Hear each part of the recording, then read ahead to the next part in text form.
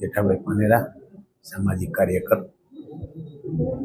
ચોકી પાસે અહીંથી અમારા રિલેટિવ ભાઈ શ્રી હિમાંશુ ભટ્ટ, એના પત્ની અને એના દીકરો નીકળ્યા હતા તો કે પોઈચા સામે પણ એક ગાડી આવી, સામસામી ગાડી બે ટકરાણી છે।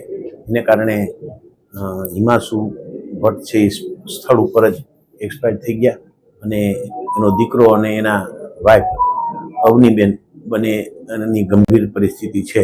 અત્યારે અમે સિવિલમાંથી કેજે હોસ્પિટલમાં લઈ આવ્યા છે અને સારવાર ચાલુ છે। અમારી જ્ઞાતિ સમાજના હિમાંશુભાઈ હોનહાર યુવક હતા। આજે એમના પરિવાર સાથે કાર લઈને નીકળ્યા હતા, ત્યારે સાંજે ચોકી પાસે એક અકસ્માતની ઘટનાઓ બની છે અને મને હમણાં થોડી વાર પહેલાં જ, અડધો કલાક પહેલાં જ્યારે સમાચાર મળતા હું અહીંયા કેજે હોસ્પિટલે આવ્યો છું। બધાની સારવારો અત્યારે ચાલી રહી છે, ડૉક્ટરો પણ ખૂબ અથાગ મહેનત કરી રહ્યા છે અને એમના પત્ની અને એમના દીકરાને ખૂબ સારી એવી ટ્રીટમેન્ટો પણ અહીંયા આપી રહી છે। ખૂબ દુઃખદ ઘટનાઓ બની છે, ખૂબ વ્યથિત થવા એવી ઘટના બની છે।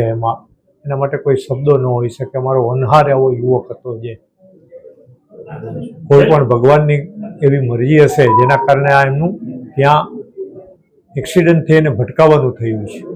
અહીંથી એમની પોતાની કાર લઈને જતા હતા, ત્યારે ચોકી પાસે સિંગલ ટ્રેકમાં ઓવરટેક કરીને જતા સામેથી સ્પીડમાં આવતી હતી કારને એમની સાથે અથડાતા એમનું ભટકાવવાનું થયું છે અને એમને ઇન્જરી પણ થઈ ગઈ છે।